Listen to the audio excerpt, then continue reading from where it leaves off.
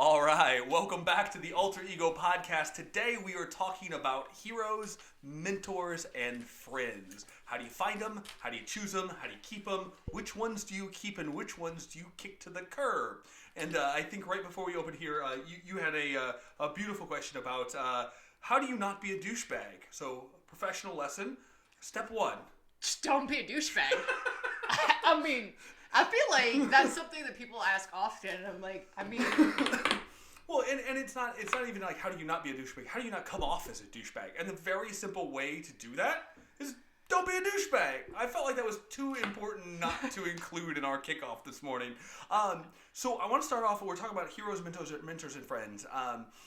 There's a quote that I have hung on to for a long time, which is, you are a product of the 5 people you spend the most time around. So that means, 1, you need to pay attention to who you're spending time around.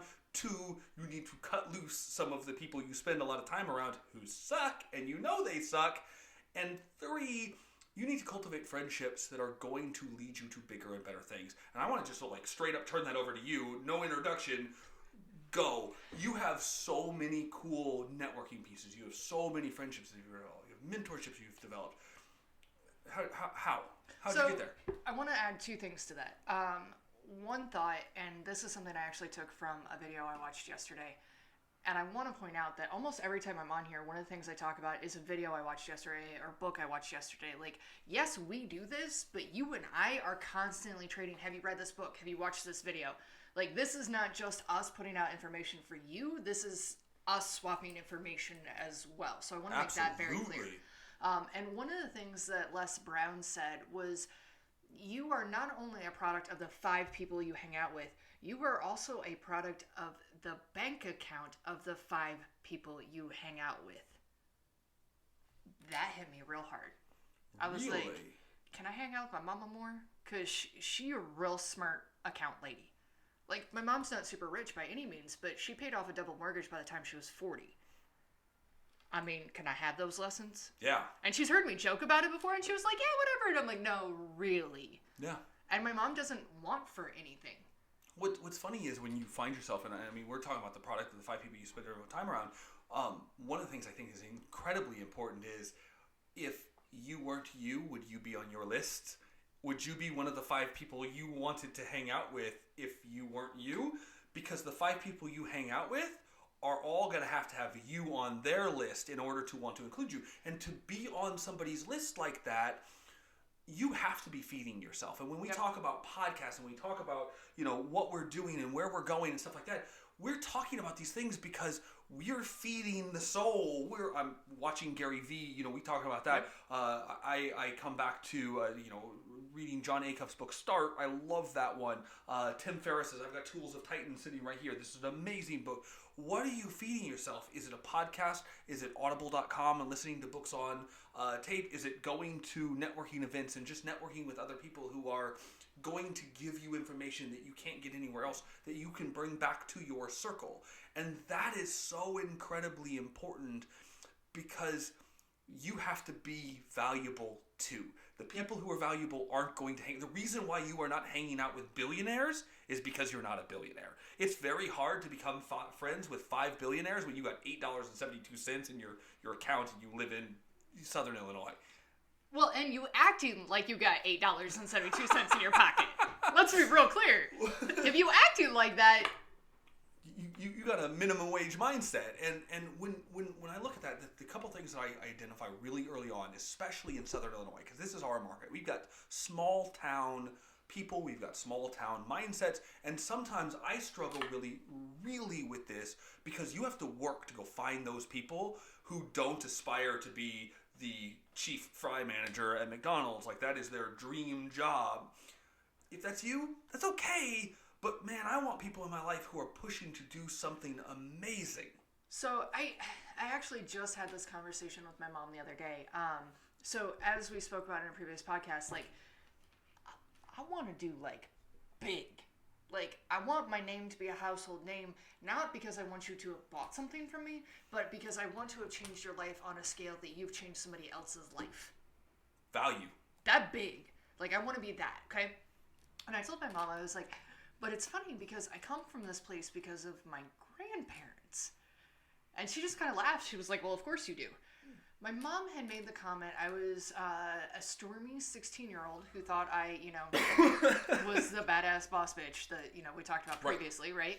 And my mom looked at me one day and she was like, so you think you're a badass, right? And I was like, well, duh, look, I'm tattooed, right? And she was like, so when was the last time you walked into a segregated building and walked the kids out into a desegregated school? Oh. And when was the last time that you started the foundation for the League of Women's Voters in your basement while your husband supported you? Oh. That's who my grandmother was. Like, that was a case of, like, all right, like, you just took the game to the next level of A, you called me out very politely, Mom, thanks, appreciate that. And then B, like, big doesn't always mean you have to be on a screen. Yeah. Big doesn't mean a geographic location. Sometimes big just means looking at the person next to you and saying, I freaking believe in you, and here's what's right, and here's how we're gonna fix it. Because my grandmother and my grandfather, when they passed away, had letters written into them that tug on your heartstrings for the lives that they changed. Right. They didn't live a big life that you see on social media, but to this day, my 11-year-old idolizes them. Mm-hmm. So it just blows my mind that you can be whatever it is that your dream is, but don't lower your standards because you live in a certain area. And I will never forget, I was 20 years old, freshly home from the military, and I was in the, I worked at McDonald's for a long time, and so I was in the front of house at McDonald's, and I heard the manager in the back, and he made this comment. He was like, well, why are you going back to college? What? I didn't say anything, not my conversation, not my monkey, not my circus. He was like, well, why would you go back to college? I mean, if you just stay in McDonald's, you can work your way up, because you could be like me and make $20,000 a year. Yeah. What? Like, you are teaching somebody to drop out of college. P.S. Their college was paid for because they got the Pell Grants and all the stuff. So they could make $20,000 a year because you think you're a big shot? Yeah. Can we go back to how not to be a douchebag? Yeah. Just don't be a douchebag. The challenge for me always in this market is that, like, you and I always talk about, like, if your dreams aren't big enough that you're nervous of sharing them, they're not big enough, right? Like, if I'm willing to just shout my dreams out from the rooftop and not go like, ooh, what are people going to think? Like, they're going to think I'm crazy. Yep. Then you're not trying. When I look at those 5 people, one, I want to be worthy of someone else's list, and I look at that through, like, what are you feeding yourself? What are you doing? What experiences do you have in life? And if every night you go home and you watch Desperate Housewives and you eat Oreos and you do nothing else, you have nothing to bring to that table. By the same token, if you hang out with your friend Chad, who works at McDonald's and smokes pot every night and doesn't do anything, it's really hard to keep your motivation level at a 10 or an 11 or a 12 every day, day in and day out. When he's like, hey, just come, we're just going to go chill on the couch. Like, that's a hard friend to have because they will drag you down. The hardest part I have about that friend is I made and still do make the naive assumption that, hey, me and Elizabeth are friends and we're hanging out and she's really super lazy and I'm doing better than she is, so I must be doing good. Uh-huh. I measure myself against 10 people who suck and I don't suck that bad, so ta-da! I can let off the gas. Whereas if you measure yourself against 5 people who are all killing it, every time you walk in the room, I watched you since our last video a week ago.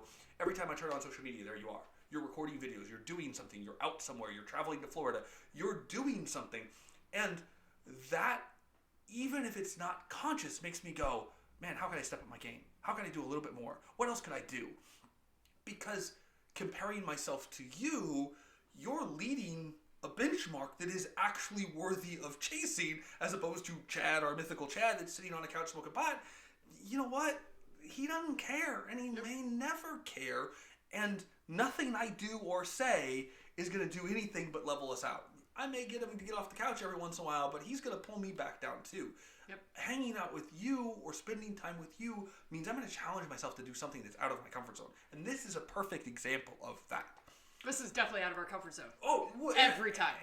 And it's fun and it's nice to have someone else to do it. But I run into the problem of I want to sit down and record something and I just don't do it. I make up an excuse for why I'm going to do it later. And it's funny because I'm not intimidated to talk in front of people. You're not intimidated to talk in front of people. But it's so easy to push it off to later. Push it off to later. Push it off to later. And like we talked earlier, so backtracking a little bit, like one of the things to think about is when you're looking at the 5 people around you, one of the things that I want to make sure I'm very clear about, some people don't have 5 people to hang around. Yeah, absolutely. I didn't have my first friend until I was in 5th grade at school. I had 2 friends that in grade school lived down the road from me, and when I say I was the weird kid, Nick, like, I'm surprised they still wave at me in public, okay? I was the weird kid. Okay, fair enough. Fair enough. But we get paid to be weird when we get older. All you young kids out there that are weird, you're going to get paid a lot of money when you get older. Just hold on to it. Stay weird. Anyway, I remember Elizabeth, so she was across the street neighbor. She looked at me one day and she was like, friends don't just show up at each other's house. It's weird. And I was like, huh? She was like, you can't invite yourself over. You need to wait to be invited. I didn't know. Yeah. All I knew is that I didn't want to be in my own home because of circumstances that were less than pleasant. And so I didn't really have friends. And in 5th grade, Megan Godwin was my first friend. She was only there through, I believe, 5th grade.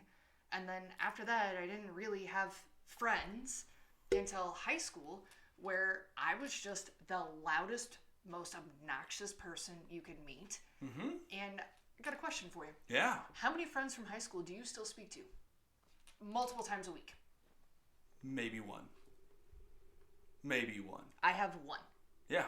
And she's one of my Melissas. For whatever reason, I collect Melissas. They all know it's a joke.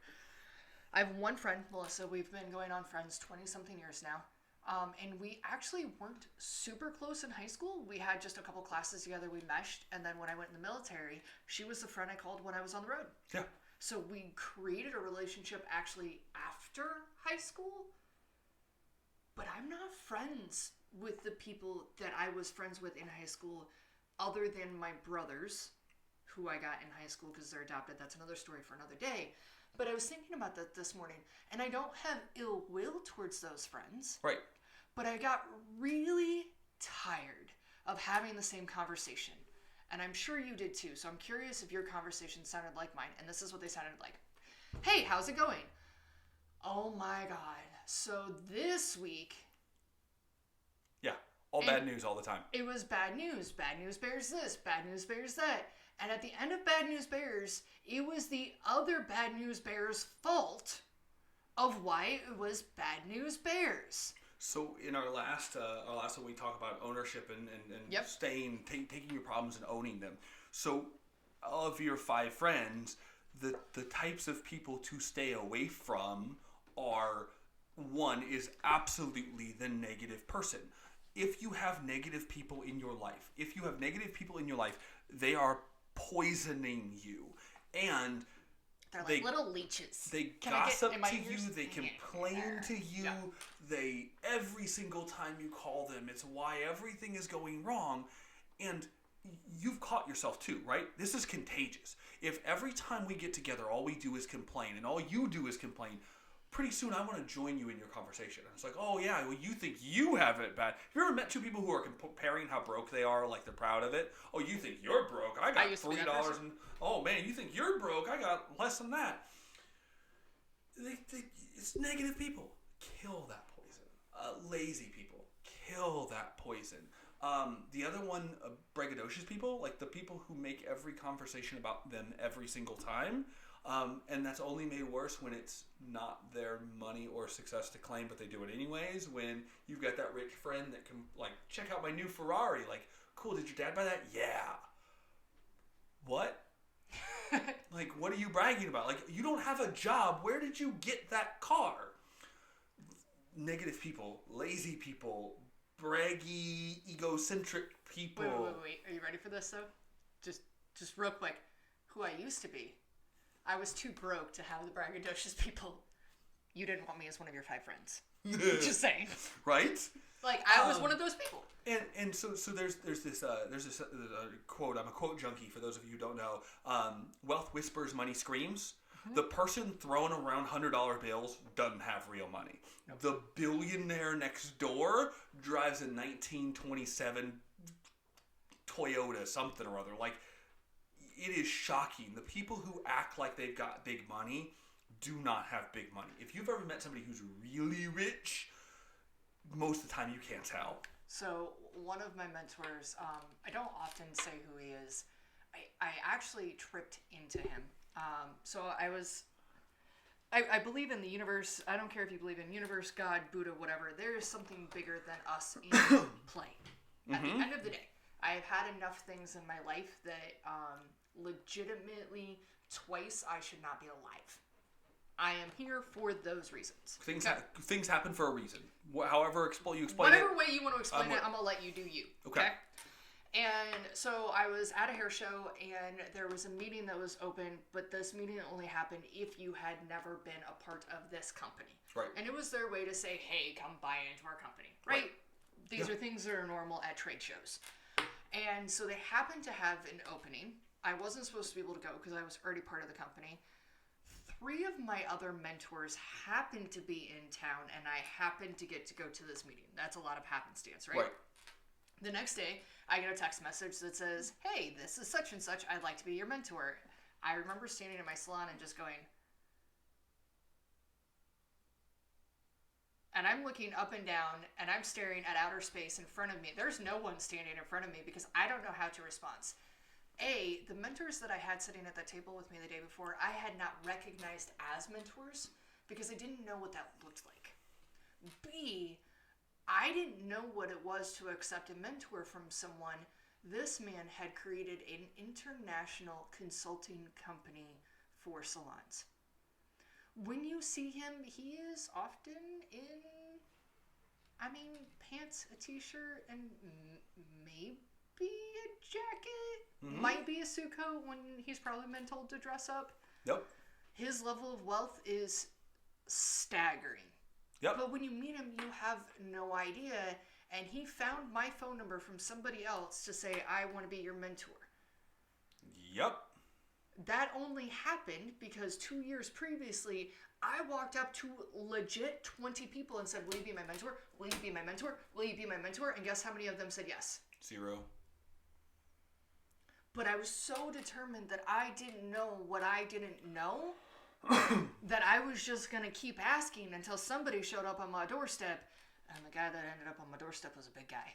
Yep. Well, actually, he's about 8 tall, but he was a big guy. So we talk about you're a product of the 5 people you hang out with, right? And we just dipped into the subject of mentors. And I want to talk about this more because I think it is so incredibly important. You have to find mentors in your life, in your business, in your aspirations, because there's only so much you can learn yourself on your own, reading a book, whatever. You have to learn by doing. And the fastest way to learn by doing is by working with somebody who can give you direct feedback. That's not to say you can't get your education somewhere else. That's not to say that you can't burn through it and make that happen. But at the end of the day, having a mentor who can guide you piece by piece, directly answer questions, is categorically hugely important, right? So I would love to know your philosophy on mentorship, how you decide who you're going to dedicate your time to, how you decide who you want to dedicate time to you, how you go about cultivating those relationships. I don't know. I think that's a tricky thing because let me start in the beginning. The reason I say that is so when it first happened, I had a lot of people that were willing to help me. And when I say I asked 20 people, it wasn't that they weren't willing to help me. It wasn't that they said no. It was just that the time never fit. Right. So no one slammed a door in my face. No one was mean to me. It just never fit the time. And I am somebody that I will beat down a door when I need you. And I think that's where a lot of people go wrong, is that when they need something, they ask once, and then if you don't respond, they just go away. They don't go either find somebody else or beat down that door if that person needs to give them a response. I am not talking stalker situations. Let me just clarify that one. But I remember I was in a class, and this guy Luke probably doesn't even know I exist. But you talk about lollipop moments. Yeah. Luke doesn't know I exist. Luke, this is your lollipop moment. He said, you need to have a mentor in your life for no other reason than to have somebody call you on your bullshit. If you cannot find a mentor, hire a therapist. Mm-hmm. And I was like, oh, that makes a lot of sense. He's like, I'm not talking to the therapist where you sit on a couch with a martini in your hand. I'm talking to a therapist that can walk you through what your thought process is. Right. We're not talking shrink. We're talking literally say, okay, this is what you see. This is where you need to go. This is how you view it. Right. That is what a mentor does. This is what you see. This is how you go. This is where you go. A mentor is not a cheerleader that says, rah, rah, you got it right. A mentor is not someone that's going to figure it out for you. Mm-hmm. A mentor is not always kind. No. A mentor is not your friend. You're probably never going to go to dinner with your mentor. All right. Like, these are not the people that's a mentor. You'll probably go to dinner with your coach. Does this make sense? Yeah. Like, we confuse sometimes the difference between a coach and a mentor. A mentor is somebody that you may never meet. Gary Vee, I consider my mentor. Interesting. Because I watch him for hours. Mm-hmm. He has an 8-hour video. I've watched it twice. Yeah. Weird, but I'm on the road enough. I can watch it. Not watch it. I listen to it. Just before somebody comes after me. Why are you watching TV on the road? I press play and I turn off the screen so I can listen to it while I'm on the road, right? Yep. So I dig in to the people that I cannot financially have access to so I can learn everything from them. So if you can't pay for a mentor or you can't find a mentor, don't allow those to be excuses. Pick up a Tim. Tim has all his knowledge in a book. He's got, 5 out now? Yep. I mean, he literally states in his books, I have put them in books so you can get them from libraries, which are free. And Tools of Titans is literally interviews with people who you would love for you to be your mentor, and they're just, how did you do what you did? Like, that's it. Just share your whole story of what's your secret to success. So if you want to tell me you don't have money, go to the library, read it in the library. They don't charge you. If you want to tell me you don't have access to a library, you can find it online. Podcasts are free. There's so much out there. Like, you know what? I'm going to throw it out there. Give me the excuse, and I will find you a way around it because you're going to get in your own way if you choose to. If you look for excuses, you will always find them. What about actual physical mentors? People that will have a direct two-way conversation with you. So one of the things I was told really early on is that the mentor's relationship, a mentorship relationship, relies 100% on the mentee. If the 100%. mentee does not pursue the mentor, the relationship will die. If you are not willing to pick up the phone and make it happen and realize that your mentor is your idol or hero or whatever because they are busy, they are doing important things, and they may not always have time for you when you want to talk to them. Value their time. Reach out to them. Make sure they know that you value the time that they're giving to you, basically, right? So that's a huge one. You have to pursue it. The other thing that I've run across in my life is my relationships. You got lucky to have somebody send you a message that said, literally, can I be your mentor? No, literally got lucky. Like, I don't know how that happened. That doesn't happen for 99 mentor relationships out of 100. Maybe 999 out of 1,000. Mostly what happens is you start up a conversation, you say, hey, Elizabeth, I really like what you're doing here, and I was wondering if maybe you'd share a little information, and can I buy you a coffee, or can we go sit down and talk, or would you come in and sit down with me a little bit? Like, can we have a conversation? And that conversation goes well, and usually the mentor will follow it up with, yeah, if you have any questions, give me a call. You know what doesn't happen?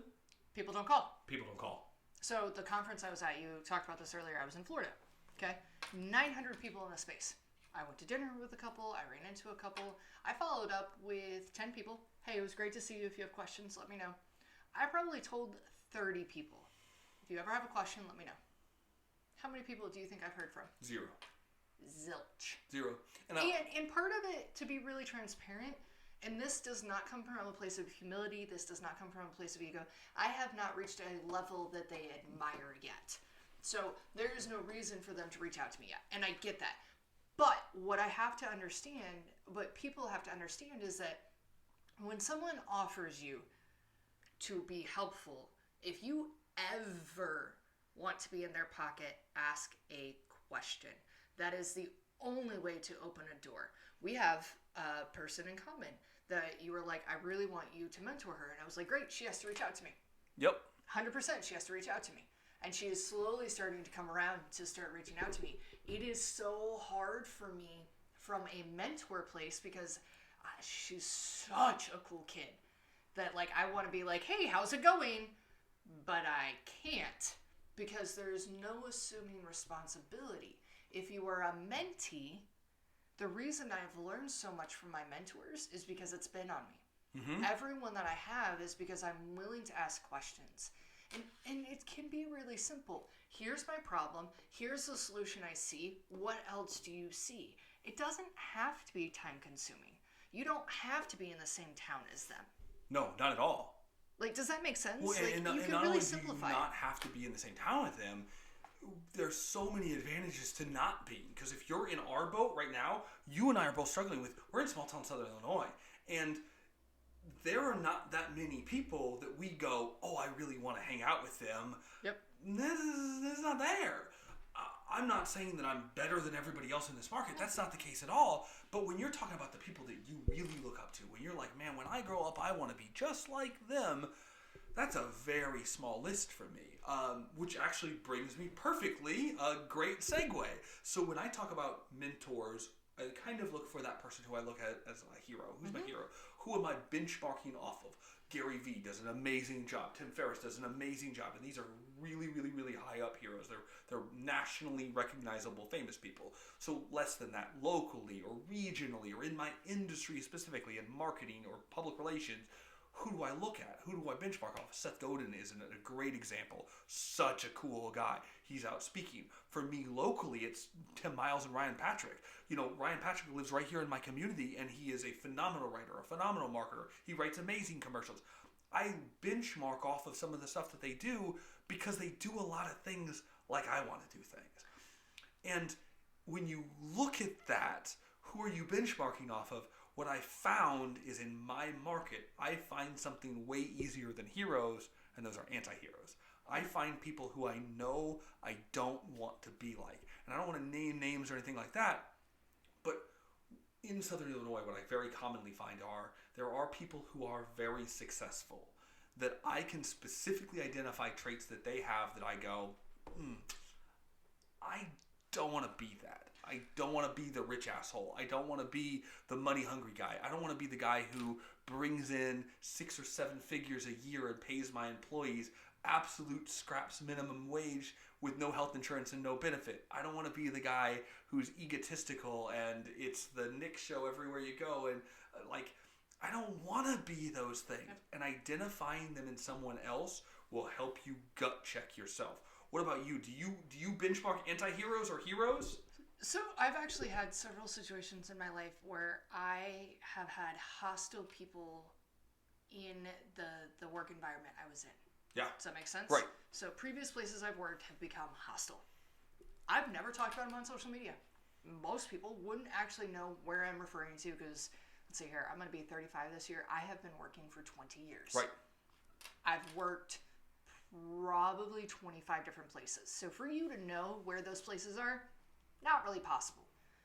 But hostile to the point that I was told that I would be taken off the premises by cops. Right. Okay? Right.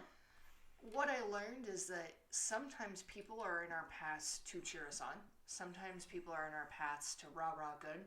And I hope I'm always that person. I have not always been that person, but I hope that I'm that person now.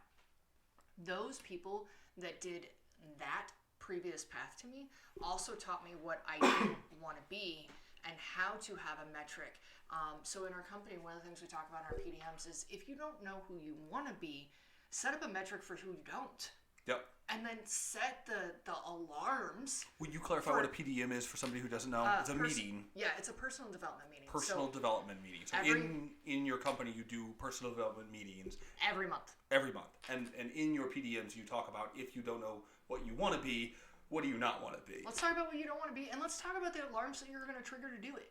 I love this. Like, this is where we talked about if you don't want to be a douchebag, don't be a douchebag. Like, I know it sounds really simple, but it also comes from a place of intention. Right. Like, we were talking this morning about my daughter, and I don't talk about her often, but one of the struggles as a parent that you have is, am I doing the right thing? Every day. Like, I don't know a parent every day. I don't know a parent that doesn't have a meltdown at some point in their life that's an existential crisis of, am I doing this right? Zay Frank, I think I've shared one of his videos with you. He has one that says, no, honey, Daddy can't have a tea party right now. He can't pretend to have a tea party right now because he's pretending he knows how to raise a child. Yes. 100%. Like, I don't know what I'm doing. They just can't know that. But you know what? Okay, keep going. I like where your head's at. No, my kid knows often that I don't know what I'm doing. But one of the things that I actually just talked about this morning is at the end of the day, I need her to know she's loved. Yeah. I don't care if I screw everything else up as long as she never second guesses that she is loved by me. Mm-hmm. My actions may not always be correct. Right. But my intention is always there. So when I make the joke, if you don't want to be a douchebag, don't be a douchebag, what I'm really saying is look at what your intentions are. And there's ways to set up alarms for that. So for me, I'm always late. And if you knew me 15 years ago, you were laughing. Like, I could probably hear you laughing right now. So for me, I'm going to let you in my brain for a second. I just apologize to everybody. So if we set up a 10 o'clock meeting, I would leave my house at 10 o'clock. Yeah. And I'll never forget the day my wife looked at me and she was like, if you have to be there at 10, why are you leaving at 10? And I'm like, well, I just had to finish this one last thing. It wasn't intentional. It just was, I knew if I left someplace by 10 o'clock, I would only be 15 minutes late. Right. Right. That's not actually acceptable. No. It doesn't actually work. So those of you that are late, here's my trick. I make myself an hour early to everything because at minimum I'm a half an hour late, which means I'm still a half an hour early. Yep. Which means that the few times I am late, it's really not a big deal because I'm only like 3.5 minutes. Mm-hmm. And then if I'm not, somebody knows that it's been an existential meltdown with my kid, and I'm sorry that I won't apologize for because it's going to happen. And the reason I bring all of that up is that if I am running late to the point that I am 15 to 20 minutes late more than once in a week, that's an alarm for me. Right. Something is not okay. My intention system is wrong. My personal system is wrong. Something in my house is offset. So that's an alarm that I get triggered, that I need to take a step back and just view my life to figure out how to reset. Does that make sense? Absolutely. Absolutely. Like, what's the threshold of, something's gone wrong? So you hit on right now, like, you know, if you don't know what you want to be and you can't benchmark those goals yet, one of the tricks you use in your PDM is talking about what do you know you don't want to be. Yep. And so I'd like you and I to have this conversation really quickly because I think this is kind of fun. What's one thing you know you don't want to be? I've worked on this a lot over the years.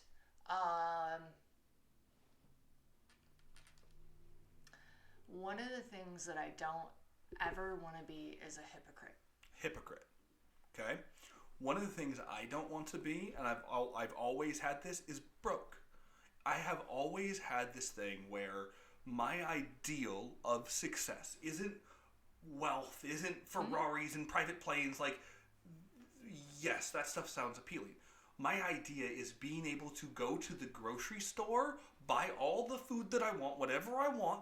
Yep. Walk up to the counter and not pull out my phone to check what my balance is in my bank account before I make the transaction. And to be able to live life where I can cover my expenses, the cost of being me, without having to worry about whether or not I'm going to make it or not. I don't want to live paycheck to paycheck. I don't want to be broke. So that has always been a driving force for me. When the money isn't flowing, when something is wrong, okay, this is a concern of mine. Yep. I have built over the course of the last 5 years, just constantly, it's building a cushion. Yep. What is my cushion? There is a threshold, and my COO knows this. There's a number which is my zero. and it is way above zero. But if we hit that number and we go below it, we broke. Like, this is homeless money. Like, that's the cushion number. But I'm going to stop you for a second, because that broke kid, like, I don't know what your background growing up was, like, but, like, legitimately, I grew up, I'm still not sure how mom put food on the table sometimes broke. I didn't know that that was a thing. Right. Because that's a mindset. So, growing up in high school and freshly after high school, I had this friend, Morgan, and I think she knows we make this joke, and she is one of those people I love from afar. We just don't have a life that meshes anymore. Right. But, like, I still adore her. She the richest broke person I've ever met. If you go out to the bar, hey, can you buy my beer? No, I'm broke. You just bought a $35,000 Jeep cash, but you can't buy my $2 beer? Yep. And it's because of that mindset that I didn't know existed. Like, I didn't know that was an option. Me and this we gotta duke it out. For those of you that can't see, I keep hitting the mic because I'm too animated with my hands. But what I didn't know was that you can literally adjust your mental threshold for what broke is. Can I repeat that? Like, for clarity, you can adjust your mental threshold for broke. So when you grow up broke as a kid, you think that 0 is broke. Yeah. What I didn't know that rich people do is that $5,000 is broke, $50,000 is broke, $100,000 is broke. Like, I didn't know that was an option. And what's funny is when you change that, you adjust to it. You do. Mm-hmm. You just make the option. Like, it's one of the things I talk about in the book that I've been writing is, like, to not have a business coach is not an option to me. Right. I need someone that says, that's a stupid idea, or no, green light, and this is how you do it better. Right. When I first opened, I didn't know how to budget or pay for that. And then you just make the decision, and ta-da, the money comes in. I know it sounds mystical and magical, but what happens is you shift your view, therefore you are able to see more. There's actually a study that they did, Harvard? If you know this study... I don't. I believe Harvard did it. So they get a bunch of piano players, and they sit them at the piano, and they dun-dun-dun-dun-dun-dun-dun, the piano, right? Right. And they watch their brain, and they watch the pieces that light up, okay? Next day, they have a night of sleep. They put them in another room. They have them close their eyes. They have them visualize playing the piano. Guess what their brain did? Play the piano. Lit up exactly the same way. Your brain does not know the difference between reality and what you think you're doing. So why not imagine you're doing 50 grand a year? Because you might actually find a way to do 50 grand a year. You'd be surprised too, like, I mean, without getting too far off topic here, you'd be surprised what setting those big goals does. When you take on a new expense, it's responsible. Don't get me wrong. Don't go buy a Ferrari and think you're going to magically pay for it on your minimum wage job.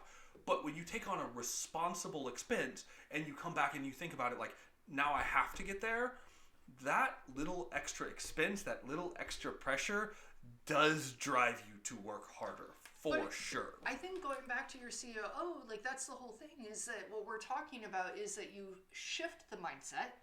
What I need to do is this, because we're doing the piano player thing. Okay, in a dream world, I'm making $1 billion a year in profit. This isn't actually my dream. I'm just throwing stuff out that I heard on a podcast earlier, right? Right. I'm doing $1 billion of profit, and now my brain is lighting up in a way to visually find those things. But I also have a COO that is saying, yes, that's plausible, or no, put the Ferrari down. Right. It's not that we're doing this by ourselves, which is why we have those 5 friends, which is why we have a mentor, is because we understand that at the end of the day, it can't be the Nick show because the Nick show says that he can do it by himself. Right. It can't be the Elizabeth show because Elizabeth show says that I can do this by myself. By myself says I get 2 DUIs in 6 days. That's what I do by myself. I can do that real well. Just in case you're wondering, that's real expensive. Yeah, And that's a whole lot of walking. Oh, I bet. I've learned humility real well in my lifetime. So, not wanting to be a hypocrite. For me, it's not wanting to be broke. What else? I'm going to add that one to mine. Like, not wanting to be broke. I don't do broke well. Yeah. I like food. Yeah. I like my kid. And I like vacations. Yeah, no, I don't do broke real well. Yeah, and I don't even care. Like, I don't... money is a goal to me because it's such a clear way to keep score. If you want to have $1 million, you either have $1 million or you don't have $1 million.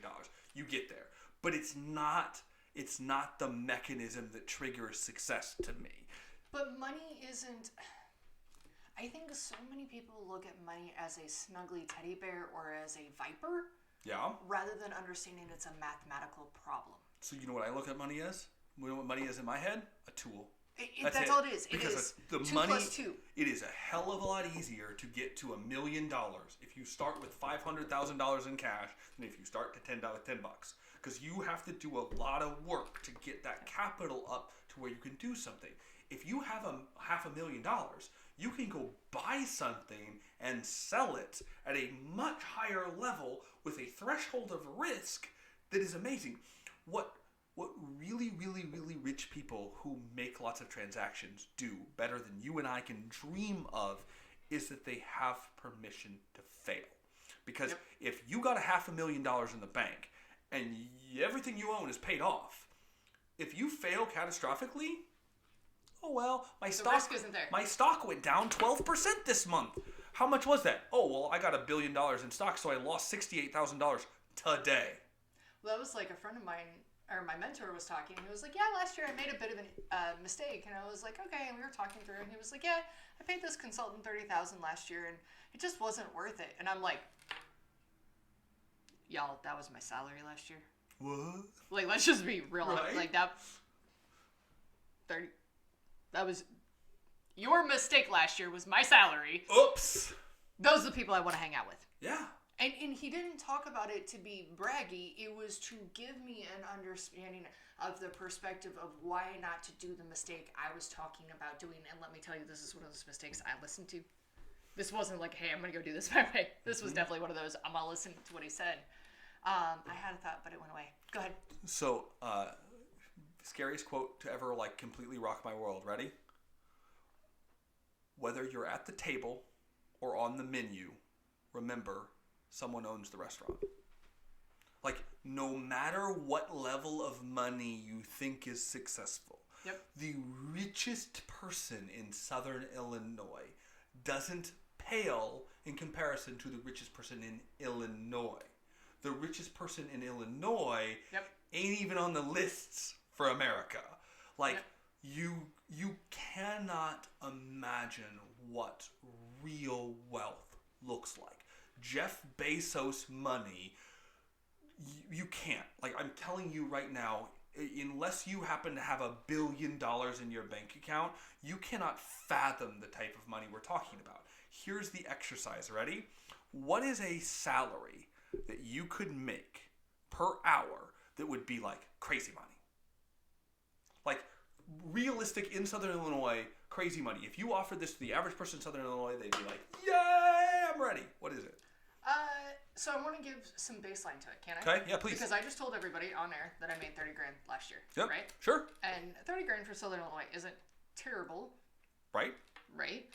I made $100 per hour last year when I was working behind the chair.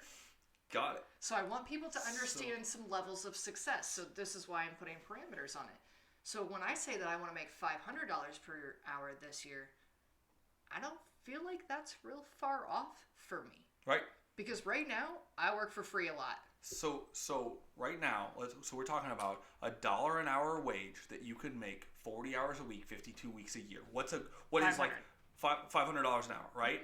So for the average person, I think median household income in Southern Illinois is $30,000. $39,452. Sorry, I'm looking at moving my salon. For household income, so that's $38,000. 2 people. Yep.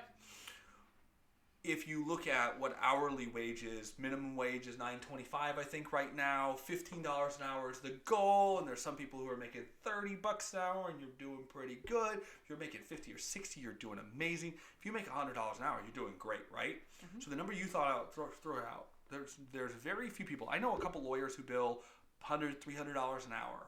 Yep. Probably not 40 hours a week, 52 weeks a year, but bill it. I've heard of lawyers that bill $500 an hour. Probably not 40 hours a week, 52 weeks a year. Do you think there's anyone in the Southern Illinois community who is working for a salary or an hourly wage who would scoff at or turn down $500 an hour? I think they'd say it's unrealistic. No. I mean, like, No, if I you don't think they would even offered them, register it. if you offered them right now, I will pay you $500 an hour. Is there anybody who's like, I can do better? They're very, very few, right? I think there'd be few. The average person would be ecstatic, like that's unheard of money. Yep. So that's $500 an hour. So for this exercise, I want you to imagine I'm offering you a job right now that pays $2,000 an hour, 40 hours a week, 50 weeks a year, for as long as you want to work. Okay. You get paid that, time off, vacation, whatever. That's who your money, like you get that, right? Mm-hmm. But that's a great, like, you be happy, right? Mm-hmm. Whatever that is, you're happy. Now, you don't work for a couple years. You don't even work for a lifetime. Let's say you make $2,000 an hour, 40 hours a week, 52 weeks a year, except you started working at 1 AD. So it's 2020. You make $2,000 an hour, 40 hours a week, 52 weeks a year for the last 2,020 years. You know where you rank? You are not in the top 50 of the richest people in America alone. That's hilarious. Do you know how up that is? Do you know how insane it is that if you work for 2,020 years at $2,000 per hour, 40 hours a week, 52 weeks a year, taking no time off, that you don't even hit the Richter scale of the top 50 people in just America? Mm-hmm. That's crazy money. And like that's the best illustration of the people who are rich, and I mean really, really, really rich, are moving money that you can't fathom.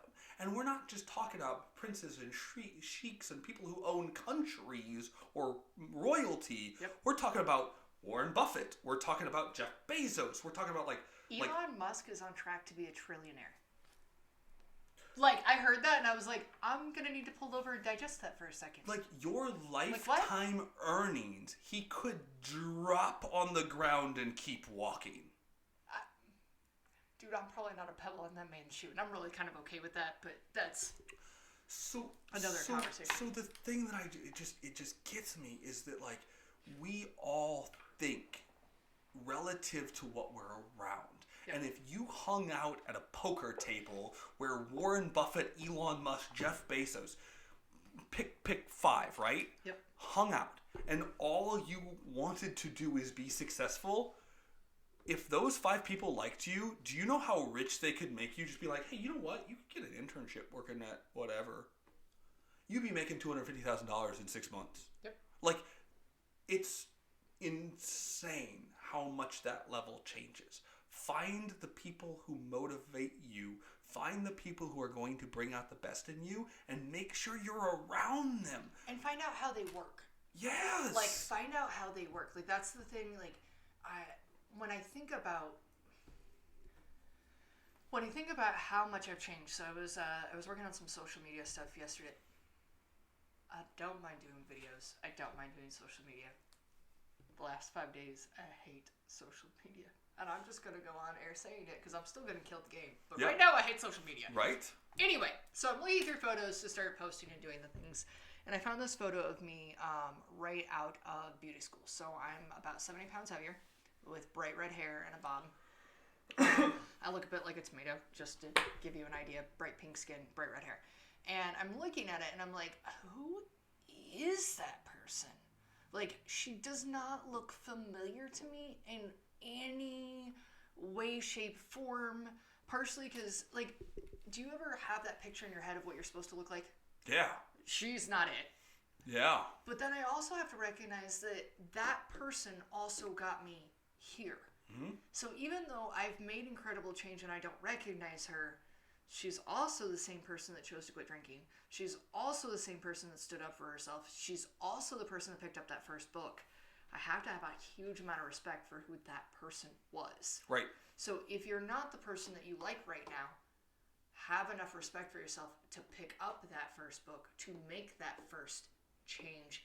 Even though it may not be monstrous at this level, the reason we talk at the level we do is because we know the amount of change you can make because we've done it by studying these people, by studying what actually made Michael Jordan successful. Isn't Michael Jordan? It was his coach. Yeah.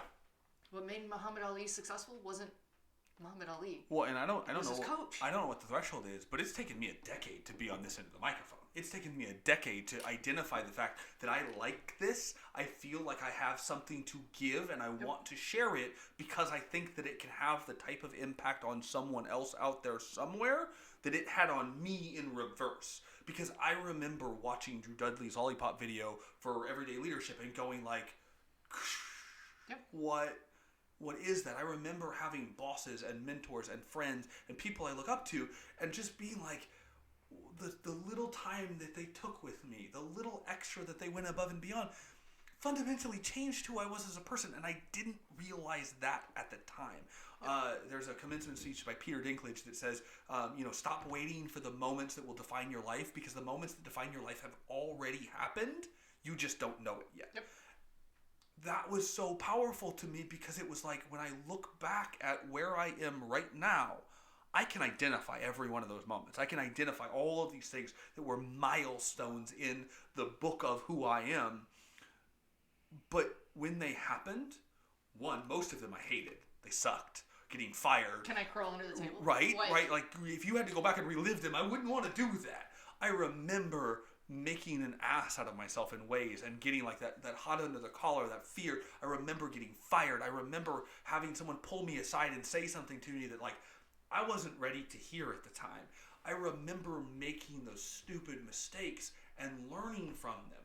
I remember people pulling me aside and giving me advice that I didn't know how to take, even nice advice, good things, where they're like, here's a piece of advice. And I'm like, oh, cool. I remember watching videos for Gary Vee or something like that. I remember reading Tim Ferriss's The 4-Hour Workweek and going, yeah, that's cool. Not realistic, but cool.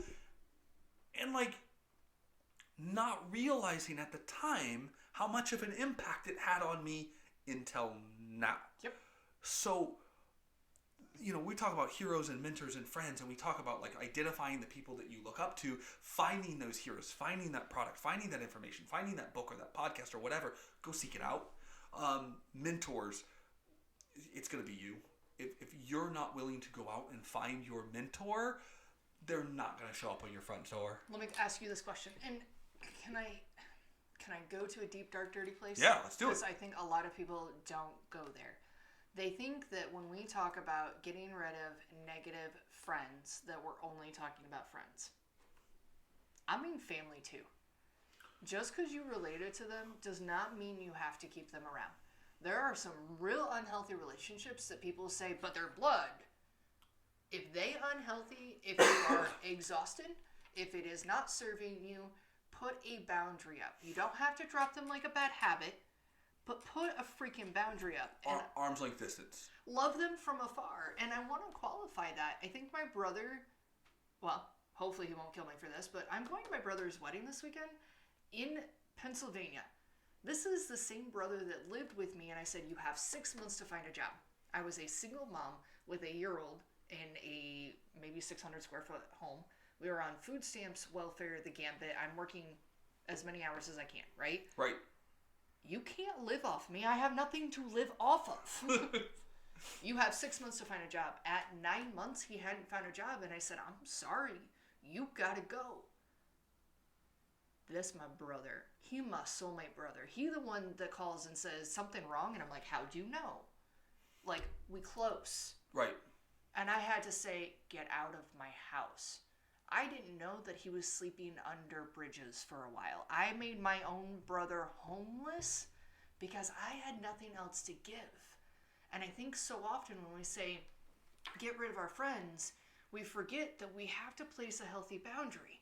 But because he left the house, he went in search of something else. He wound up in Philadelphia with a piercing job. He's now marrying an amazing woman. Like, I'm so excited Crystal's a part of our family. That would never have happened had the rest of this journey not happened. It sucked for both of us. I cried for days. But now I'm getting this beautiful woman in my life, and I would never have known that 10 years ago. So I want to take that a couple steps further, right? So friends, absolutely. The 5 people that you spend the most time with are something you need to cultivate. Yes. And that Those people might be friends, they might be families, they might be coworkers, they might be bosses. I don't know who they are, but the 5 people that you spend the most time with, identify them and make sure that they need to be in your life, that they are cultivating good things in you and you are returning that favor. That's important. Family, same thing. If you've got poisonous people in your life, figure out a way to minimize their impact. You may still live under their house. It may be your parents, it may be your brother, it may be your wife or girlfriend, whatever it is. Minimize that effect. Get out of toxic relationships. If you're in a bad relationship, for the love of God, as someone who went through it, run. And that doesn't mean they're bad people. You might just be bad for each other. And if you're feeding into a dark and dangerous place, cut your losses. Please, like, for everyone's sake, walk away. Jobs, environments, things that you do, activities that you hang out with.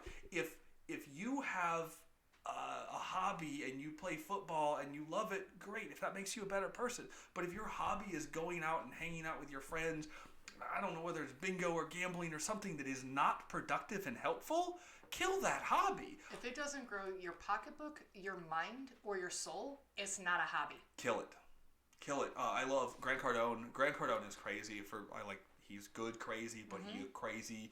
His whole thing is basically 10x your work ethic. Like, whatever you're doing, like the best way to cure your problems is work 10 times harder.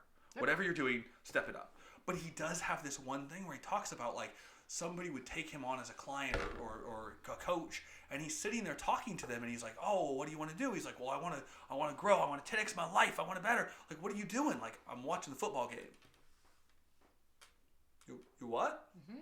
You're taking 3 hours out of your Sunday afternoon to, like, hang out, watch football with your boy and drink beer, and then you're going to be useless the rest of the day, and you're laying on the couch and you're doing nothing? Why do you think your life isn't going the way you want it to? Because you're not doing the shit to make that happen.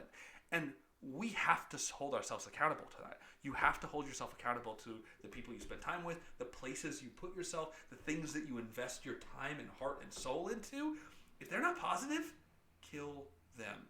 Yep. Wrap it up. Like, just be done with it. And it doesn't mean I have to, like, not that you are. Yes. Let's be very clear. Yes. But let's say you're one of my toxic relationships. I don't have to say, Nick, you're a toxic relationship, get the fuck out. I can just simply say, good luck to you, have a good life. I don't even have to tell you. I can simply just put that in the ethers and be done and let it drift apart. So you touched into something beautiful here, because I didn't even think about saying this, but it is so relevant. You know what you do to get rid of bad shit in your life? Fill up your time with good shit. That's it. If you're busy volunteering or going to chamber after hours or attending events or volunteering at the Women's Center or whatever your thing is, if you're out doing good in the world, pursuing something that makes you better or someone else better, you don't have time for that crap anymore. And when they call you and go, hey, you want to go out to the bar? And your answer is, no, I'm sorry, I can't. I'm volunteering at the homeless shelter tomorrow morning. It's kind of hard to guilt you for it. Like, fuck them. Like, no, I committed to do that. I'm going to show up. So one of the things I want to do, I'm not a morning person, right?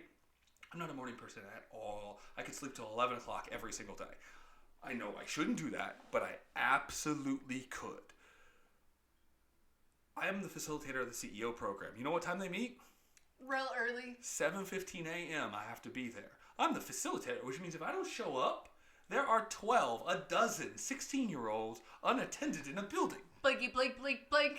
I've seen them. Scary. They definitely blinky, blink, blink. Scary. So I'm not there and they're running loose in someone else's business under my tutelage, under my name? How many times do you think I have missed CEO since I've started teaching it? 0. You know what time my alarm goes off every morning? 5:50 a.m. every single morning. The rule in my head is feet on the floor at 6:01. At 6:01, my feet need to be on the floor. I will confess I do not always do that, but I know what time I have to walk out the door to be there before my students are required to be there. And if I can't live up to that, they can't live up to that. Yep. You know what I am all of a sudden? A morning person. Now, that doesn't mean I like it. I'm still not happy about it. Let's just talk about that for a second. But I committed to it. So many people... My family makes fun of me because they're like, oh my God, you get up so early. I'm like, but I go to bed. Do you know what my bedtime is? 8 p.m. That's early. You want to know why I'm a morning person? Because I go to bed early. This is not like hard math, y'all. I'm an old lady. The Florida trip that we went to, like, I went out the first night because it was opening night, and by 10 o'clock, I'm like, y'all, like, I know I have a mohawk and tattoos, but it passed my bedtime. They're like, it's 9:30. I'm like, it's past my bedtime! Because my body automatically wakes up at 5 a.m. because that's the standard I've made. Yeah. Guess what my new standard's going to be? 4:30 a.m. Because typically, I want to be in bed by 8. That doesn't mean it happens. So I'm probably going to fall asleep between 9 and 10, but I can live and survive with enough sleep between 4:30 and 5 a.m. Now, here's the hot secret. If nobody catches anything else about this, no one likes mornings. Sleep feels good. Why do we try to convince people you should become a morning person? The only people that like mornings are retired people. I'm convinced of it. My grandparents loved mornings because they had no agenda besides their own. It dawns on me that retired people are retired because they worked hard their entire life to retire, and they probably did that by getting up and making more money than everyone else. But my grandparents loved mornings because they had their own agenda. Yeah. The reason we don't like mornings is because we don't like our life. You want to like mornings, rearrange your life, and now we're back to fill it with the things that fill you. So my biggest mind trick when I go to bed at night, and I was doing this last night, when I oversleep is when I don't set something for myself in the morning that's of deemed importance. Yeah. So when I lay down in bed, I say, okay, body, I need to be up at, and this, I know it sounds crazy, I need to be up at 5 a.m. Okay, so I'm laying in bed and I'm like, all right, here's what I'm grateful for. Here's my vision board for the next day. All right, so tomorrow morning I'm going to wake up at 5 a.m. And I literally walk myself through this. I'm going to have a glass of water. I'm going to set the coffee pot. I'm going to meditate. I'm going to work on social media because it has to be done by 6:01. By 6:02, I'm waking up the family. Like, I set my brain up for what I'm going to wake up for. My wife makes fun of me because she's like, your head hits the pillow and you fall asleep and then you pop up in the morning. But that's because I've put myself into a system of I've shut my day down and I'm processed that when I wake up, I know what I'm waking up for. There's actually studies that show that when you do that, you've hardwired your brain to actually process through the problems. Yeah. So I don't need to continue thinking about them because my subconscious is going to figure it out for me. So now I just go to sleep and I wake up in the morning and I do the things. And there's going to be people writing us, Nick, that are going to be like, that's crazy. No, the studies are out there. It's genuinely a thing. But you also have to understand that if you want to do something because you like it, you're doing it backwards. Yeah. You're doing something because you like the end result. I'm not getting rid of my friends because I like getting rid of my friends. That was one of the most painful experiences of my life. Getting rid of the people that were toxic in my life was painful. But it's really nice to have the freedom that I don't have to worry about my friend whose husband is on meth. I'm really sorry that I can't be there for her, but she doesn't allow me to be there for her. Therefore, I can't be there. What's funny though is you wouldn't have to be if she would get rid of her toxic relationships. And what's funny is, but not my job. You can't take ownership of other people's problems. Spent 3 years trying to do it. You cannot take ownership of other people's problems. So I wound up losing another good friend of mine who absolutely won't speak to me anymore. Yep. Because I'm too good for them now. That was their demon. And here's what people are going to tell you. When you start to leave toxic relationships, they're going to say things like, are you too good for me now, Nick? Oh, you think you're so much better than me? Like, when I go to my hometown, I really struggle because I walk in the gas station, they're like, Betsy thinks she's so good for us, she can't even talk to me. And I'm a little sassy sometimes. I have no problem spinning on my heel and looking at them and being like, you could have said hello first. And it's funny because they look at you and they didn't even cross their mind to say hello. Because when people are below you, they are going to try to pull you down. Yep. If they're above you, they will try to pull you up. Isn't that weird? It's crazy to me. Which also means that from a mentor position, you have to check yourself when you say, you shouldn't do that. Well, why am I telling somebody they shouldn't do that? Yeah. Like, I catch myself that often. Interesting. You say that, and it is so incredibly true. The people who are below you will almost never try to build you up. Almost never. The people who are above you will almost never put you down. Not the good ones anyways. And you can very quickly identify who's who. It's weird being across crossed that line for me. Like, I feel like I have a lot to learn still, but I feel like I have a lot that I can give a lot of people because I've walked in some of their past. I've been that kid who's struggling to find his place. Yep. And I feel like when I talk to especially high school kids, like, all I want them to know is, like, it'll be okay. Like, if you're struggling in school, that doesn't mean you're dumb. It doesn't mean you have problems. It'll be okay. But like you said, how many times have you gone like, here's my phone number, here's my email, feel free to reach out. I went to SIU and I spoke, and I basically threw my stuff out and I said, hey, if you want me to critique your resume, and I actually, to their credit, I had 4 or 5 students reach back out and say like, hey, will you take a look at my resume? And I gave them some feedback, and I basically said, okay, you fix that now and then come back to me. And then it went from 5 to 1, and then it went from 1 to 0, and it's like, I'm sure that they don't know that offer of mentorship is on the table, but that offer of mentorship is on the table. They have no idea. And here's the other side of it, though. Like, the reason I have... All right, so I have a mentor for business who's I was on the phone with when I walked in today. And he's really good about, like, when I need that ultimate gut punch, like, I'm really not looking at things clearly, I don't always like my phone calls with him. Yeah. He's the one I call. So he's my business mentor, right? I have a business coach. I'm hiring another business coach. This is how much I believe that I need it for business, right? I have a facilitation mentor who you've spoken to before. Mm-hmm. I have a mentor for my personal development and for my team and my spiritual development. You get where I'm going with this? Like, yeah. I got a whole cloud of people above me because that's how much I believe that I don't know what I don't know. So how can I serve others unless I live in that place? And I also always offer that forward of, how can I serve you? What can I do for you?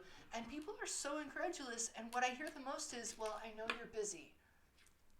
Do not tell me what I am. Yeah. And I think that's what gets in people away. You're determined to tell me what I am. Why? What is that? I mean, you went through that stage where you were intimidated by the people you looked up. You went through that stage where you didn't know who you were as a person.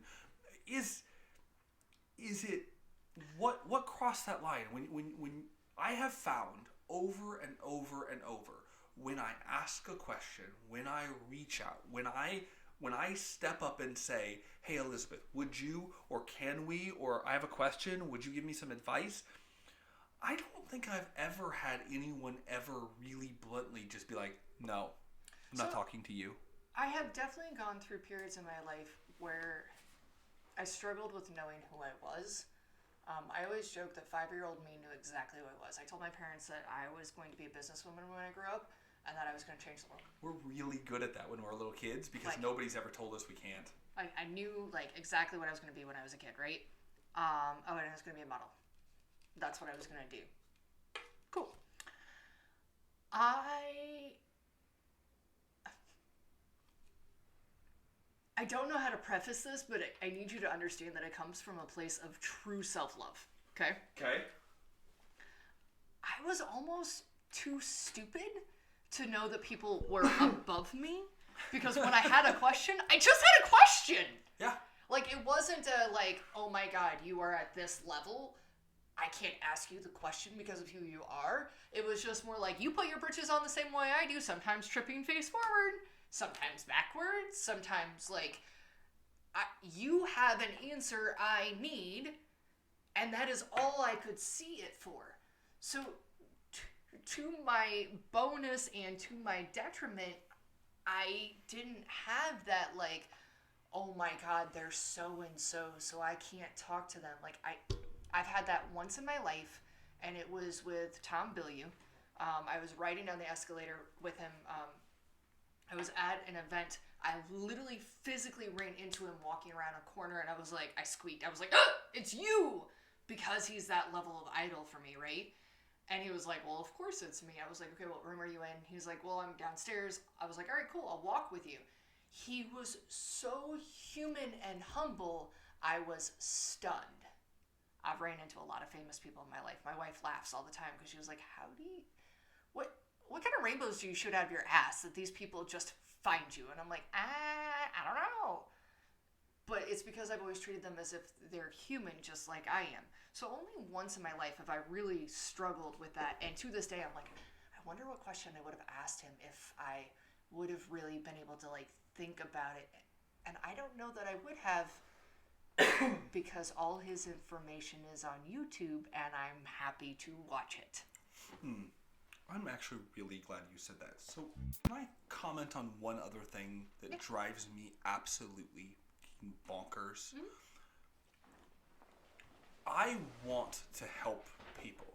I want to be a mentor. I want to give my time and advice. Do you know the one person I will never give that to? Someone who is too lazy to go find it on their own. So if you meet someone who is your idol, Gary V, and he has recorded 600,000 videos, and you've watched one of them, and you're like, well, yeah, so tell me, how do you start a business? And he's like, that's literally what every podcast I release is about. Well, and that's the thing is, like, if I met Gary V, what would I ask him? Who knows? But I don't have anything to ask him, not because he's answered all my questions, but it's embarrassing. I've watched that many of his videos. And the same with Tom Bilyeu is, like, the things that I would normally ask, I've found the answers in other things. Now, let's take that a step further. You want to talk about dreaming big. If you could have 10 people to have dinner with, who would it be? Is that a go? Yeah, go. The first one's going to be Drew Dudley, Gary V, Elon Musk, Warren Buffett, just because, like, crazy. I know that Tim Ferriss would be on that list. I think John Acuff would be on that list as well. I'm trying to think. I don't even know how many I'm at now. Man, that list is so long. Narrowing it to 10 is insane. But is it because you want to ask them questions or because you want to sit and listen to the conversation?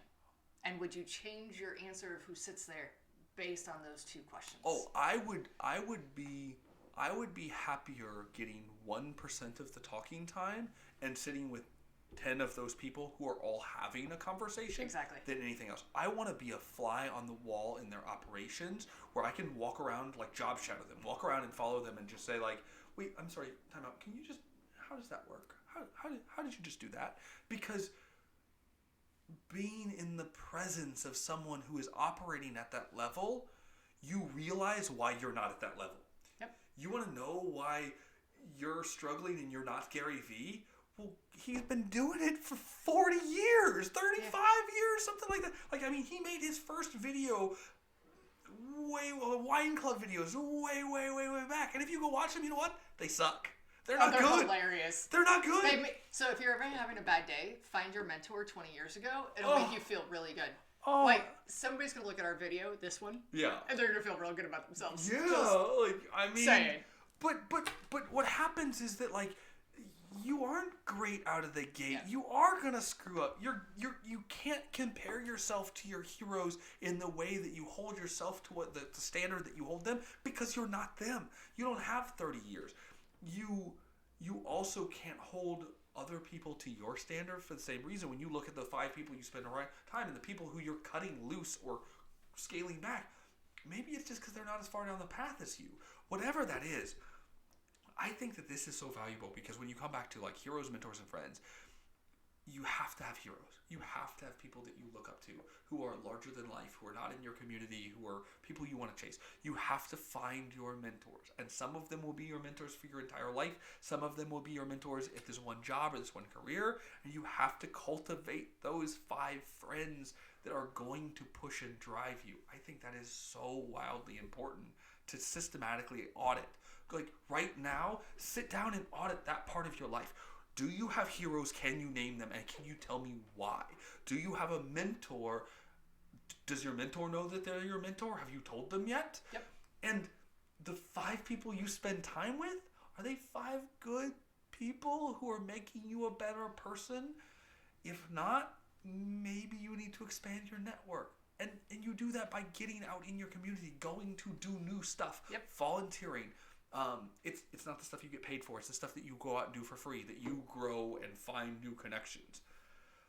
get out there and do it. But take that audit of your life right now. Who are your heroes? Who are your mentors? Who are your friends?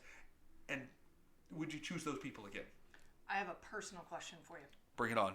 Which one would you put your wife in? Oh, that's hard. And the reason, while you're thinking about this, the reason I ask it on air is that we have chosen to not speak about our family on air a lot. Yeah.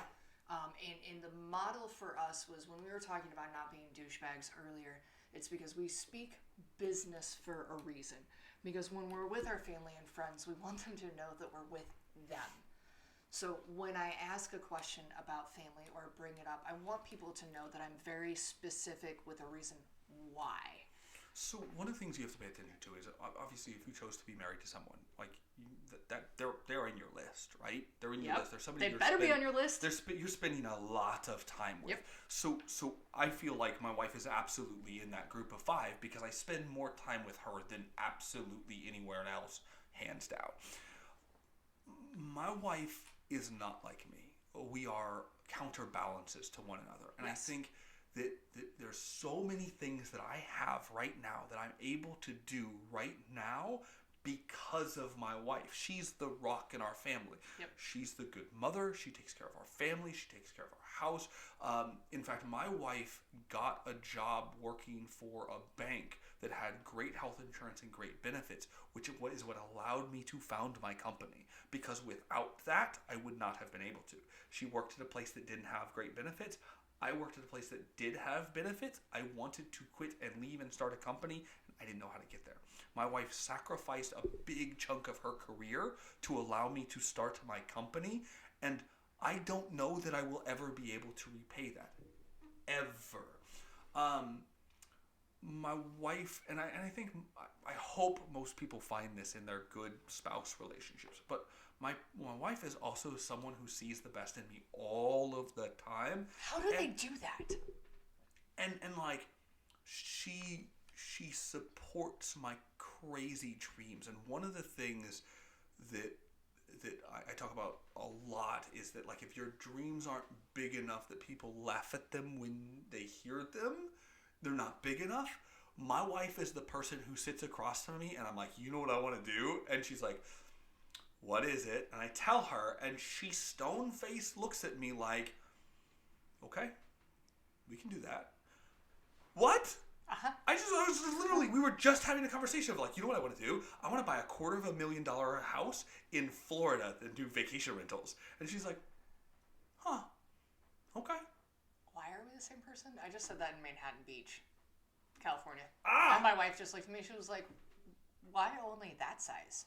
Right? Like, that's my wife. But so, I mean, she's gotten so used to hearing my crazy delusional dreams being my counterbalance of like helping out with how do you work through those challenges? How do you really pull that off? But yeah, she's in my 5, and she's sometimes the realistic part of my 5 that says,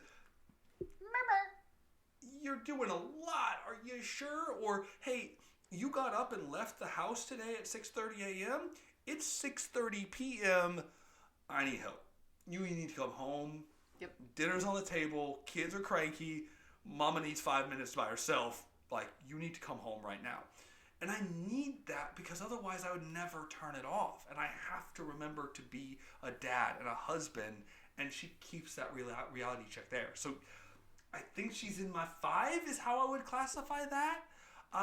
Because she's not in my hero category in the traditional sense because she is my counterbalance. She is everything that balances me out. And I want to push farther and farther that way, but I need her to ground me and keep it realistic in a loving and caring way. Yes. Not the you can't do it, you're going to fail, but the are you sure? What about your family? What about your kids? What about the financial risk that you're taking on there? Asking those hard questions from a place of love. What about you? So I was thinking about it when I was asking you the question, and it's like, I feel like depending on the week depends on which one she is. To be really honest, like, she's definitely in my 5 all the time, because she's stuck with me. I've always joked, like, you married me! Sucker! Like, I got the really good end of this. I'm really sorry for you, kid. No, from day one, like, she's believed in my brand of crazy from a level of, like, I look back and I'm like, I don't know how you did this. We were actually talking about it the other day because our big game is fixing how we view finances. And so we were looking back, and one of the things she brought up, she was like, do you understand that I fully believe you're going to be a multi-billionaire for us, so you just tell us how we're going to get there, and I'm right here. And I'm like, I'm sorry, can you repeat that? She was like, no. You're not believing right now, and I am. This is backwards. Yeah. And I'm like, oh, okay, let me go change my britches, and I'll be right back with the belief pants on. Okay, cool. And she was like, I remember a time when I paid all the bills on my teacher's salary. And she did. I mean, she had the health care, she had the teacher's salary, she paid the constant bills when I couldn't. But yet she still believed in me enough to say, yes, I think your dreams are valid. I think you can do this. I really see where you're going with it. And the reason that I bring this up and I give so much validity to this is not because I actually think she's going to listen to this, P.S., but I want people to understand that when you look at toxic relationships, you look at toxic friendships, if your spouse, the person you're dating, isn't one of your 5 people, or you wouldn't add somebody like them to your 5 people, you're dating the wrong person. Like, you need to really look at that again, because I have dated people that I would not have put in those 5. Yeah. Now, the reason I would put her in my mentor category is that she's really good at being able to put me in a checklist. Hey, do you really think you should say that aloud? Like, there has been times my wife has called me a douchebag. Mm-hmm. Like, can you not say that in public? And I'm like, but what I really meant was, she was like, I know what you mean. But what you said was this aloud, and you can't say that to people. And she can really walk me through that system of why it's not appropriate, what I meant was, and how to say that to the next person. And I truly believe that's a mentor capacity. She's also done some really, really cool things in her life that there's a part of me that I'm like, I wish I was cool enough to have done those things that she's done in her life. And then, in a way, she is my hero in the fact that how she navigates our child is mind-blowing to me. I do not have that capacity. My child and I have our own relationship, they have their own. But her imagination and how she processes and how she puts our family life together, like, I aspire to be that kind of mother. Like, so it's not your business hero, but as a human being, she my hero. Yeah. But each week fluctuates, and I want people to hear that in a relationship, it's gonna fluctuate. There are some weeks where she's 10 miles ahead of me and saying, come on, catch up.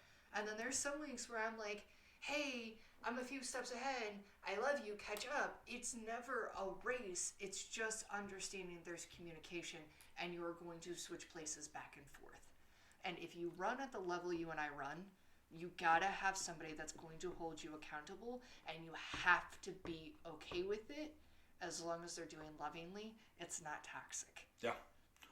You actually remind me of 2 stories that I feel like I absolutely have to tell. One is my wife, if I sit here and tell you about my wife, professionally speaking,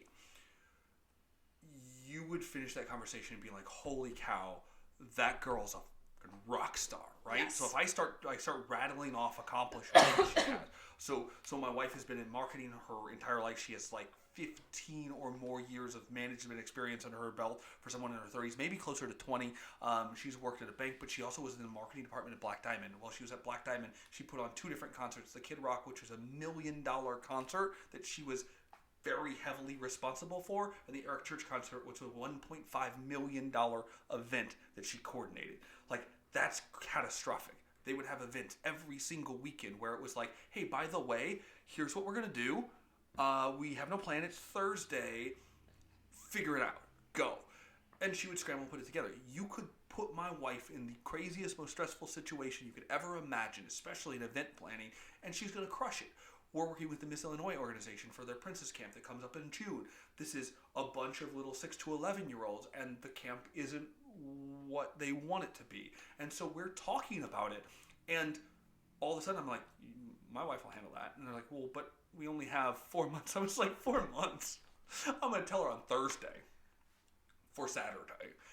And she'll still handle it. We got it. And I have such confidence in her at that level. It's insane. But to hear my wife tell her own story is so funny because she is the most modern, like, modest, like, oh, it's like the princess. I've planned an event or two. Like, what was it? Oh, it's just a Kid Rock concert. Like, it was a what? It was a literal, like, the stage was thousands of dollars.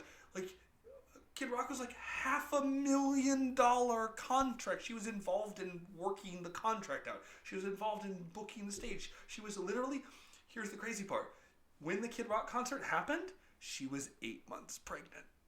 Mm-hmm. Like, she had, like, the hospital, the ambulance took her away from the concert. That's my wife. Like, she's just a trooper. Like, that's it. So I think you have something to say, so I want to let you say it before I tell my next story. I think we've married the same person, which explains a lot about the two of us. Yeah. And just keep going. That's all. It's just like, I have this rock star of a wife that I see all of her amazing qualities, and she doesn't know, which is why I think she married me, by the way. I think, yes. Right? Like, she doesn't... Wait. You guys can't watch this. You're right. We married you. You can't watch this. Don't tell her.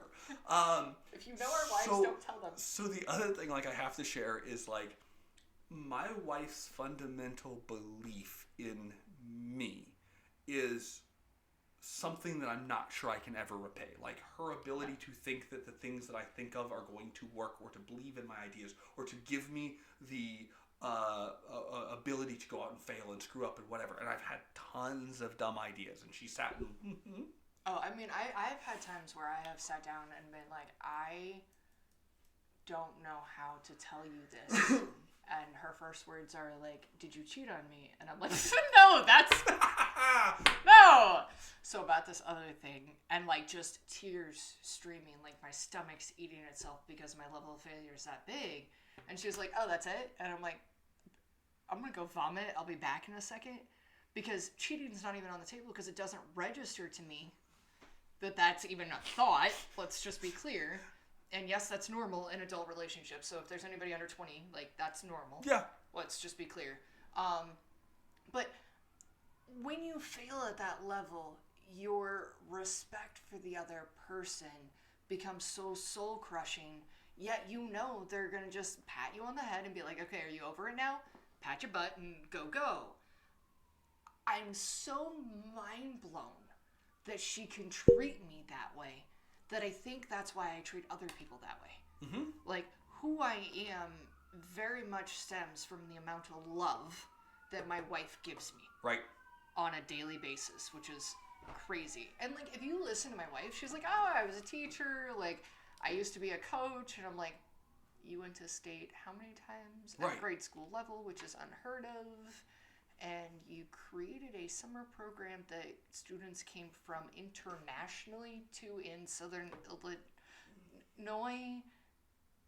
And, like, I mean, I could do the same thing you did, like, where it's like, but if I... making that list. But if I gave a resume to her right now, A, you and I would not be in Southern Illinois anymore, but B, they just don't see life at that perspective, and the fact that they choose to live their life with that cool resume but put that into us means that if you are listening to this and you don't have that but dream at the level we do, you need to go find that person. Yeah.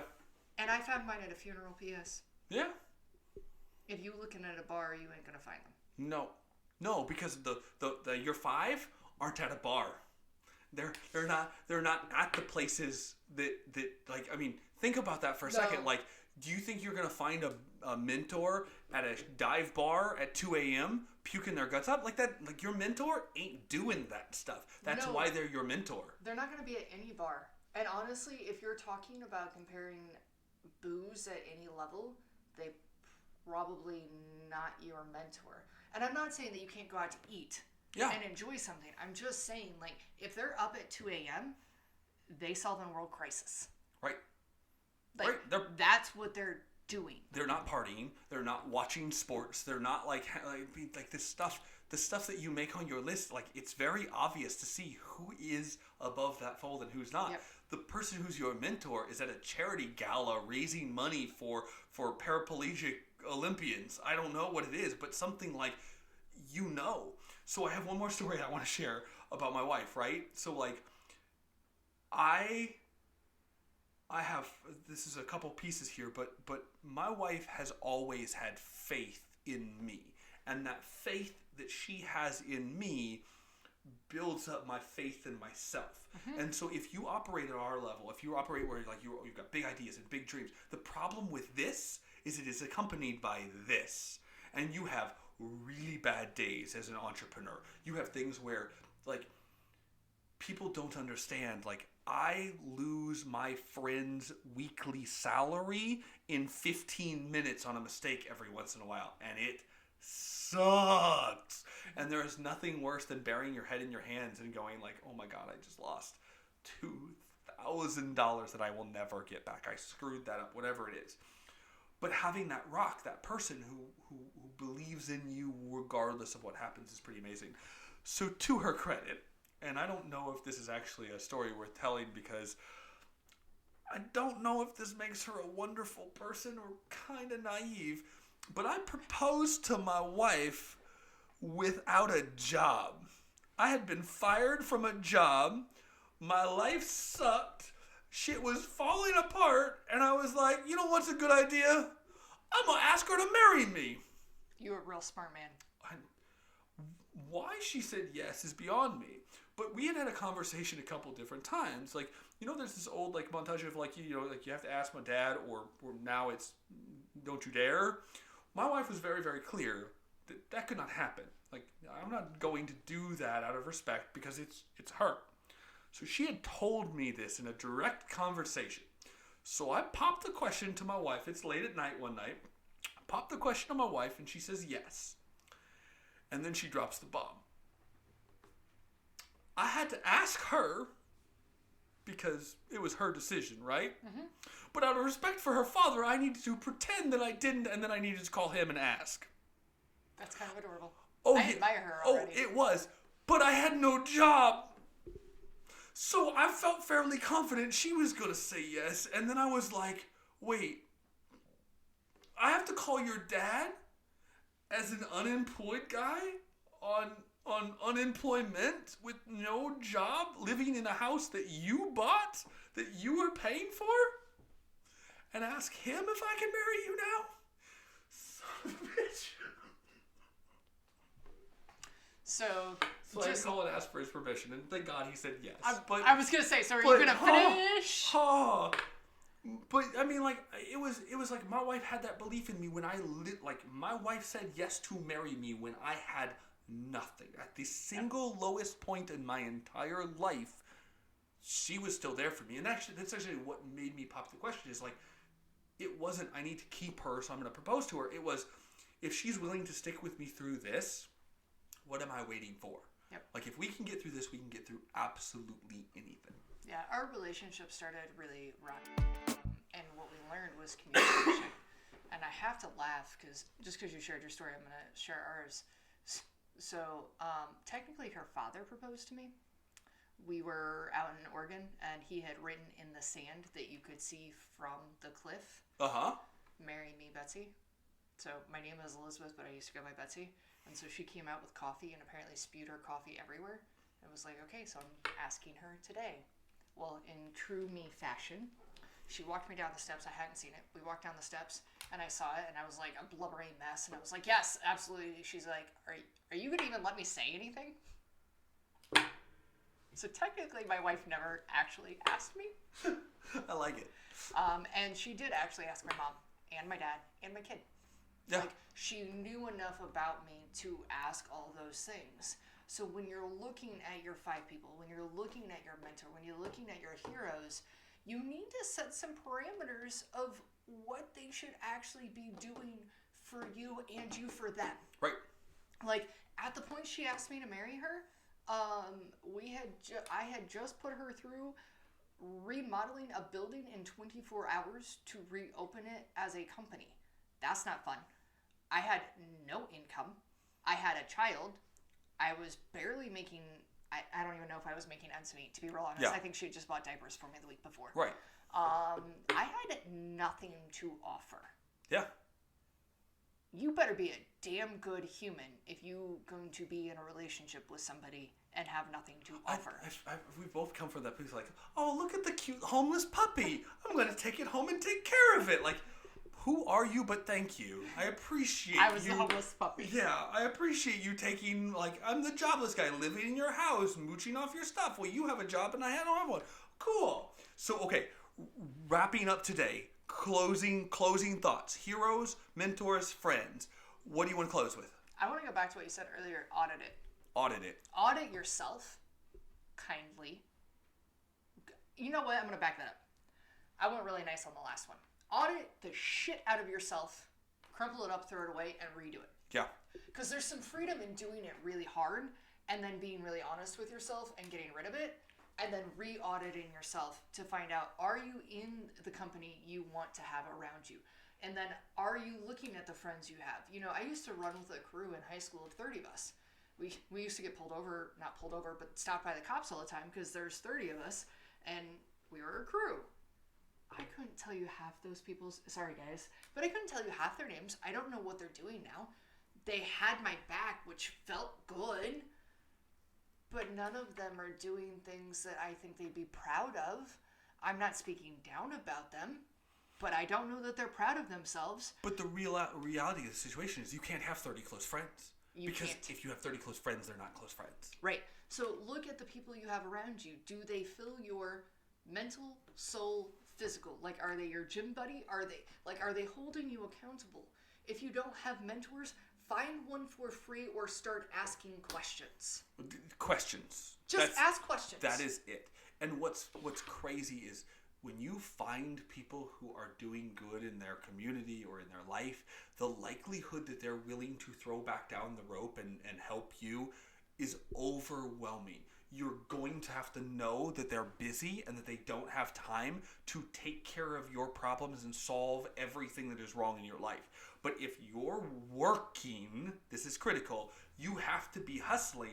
If you are working and then I say, hey, Elizabeth, I'm going to work my tail off on the social media thing. I keep getting stuck because I just feel like this isn't working. Would you spend half an hour with me? Would you mind stopping by the office and help me work through this? Would you do that for me? You as a person are going to be like, look, I'm out of town next week. I'm really busy. Could we do it on a Saturday? Yep. And if I'm like, no, I don't work on Saturdays. Guess what? Mentor gone. Done. Peace. Are you willing to bend over backwards? Are you willing to accommodate it? But I will answer the phone. You might have to call twice. You might have to ask twice. You might have to send a follow-up. But for the love of God, I am willing to help someone who is working to help themselves. Yep. Period. Here, if I could end this with anything, you always have something to offer. The reason I say that is so often we look at it and we're like, okay, audit yourself, audit the 5 people around you, look for a mentor, look for a hero. But I truly believe that you have to reach up and reach behind you at the same time. Yep. So if you are feeling like, okay, well, I feel like I like my friends, I feel like I kind of have a mentor, then get out and volunteer somewhere. Get out beside yourself. If you don't know what to do besides go to the bars, get out and volunteer somewhere. You always have something to offer. Yes. So quit making the excuse of you don't have time, you don't have this, you don't have that. You have something to offer. We've talked about this too. It's like if I ask you to go give a speech to every scientist in NASA about rocket science, yeah, that's intimidating. If I ask you to go read, if you give a mouse a cookie to 3rd graders, not intimidating. Find someone you can go help, and you don't have to start at the top. You don't have to be Tony Robbins to a room of 50,000 people when you start. You know what? People who are just out of prison, people who are homeless, people, young kids, people who are in after-school programs, all of these people need and want advice, and you can show up and volunteer in one of those organizations like you wouldn't believe. Let me clarify what you just said. You can show up. Show up. Don't want to be a douchebag? Show up. Yeah. Do something for someone else. That's it. There are so many charitable organizations, from chambers of commerce to Kiwanis clubs to Rotary clubs to whatever. There are thousands of them that you know are all around. There's a local Scouts troop. There's a local Girl Scouts troop. There's a local 4-H club. There's a million of these organizations. Not one of them says we have all the volunteers we need. We don't need any chaperones for the camping trip this weekend. We don't need anybody else to help out at the bake sale. Not true. 100%. You don't have to give money. You can give time, and time is usually more valuable. 100%. Go volunteer. Go show up. Go do good for other people, and it will come back. 100%. Volunteer. Look for your mentors. Audit yourself. That's it. Mic drop. That's done. Guys, thank you so much for tuning in. This has been the AlterEgo podcast. We will be back next week for more fun.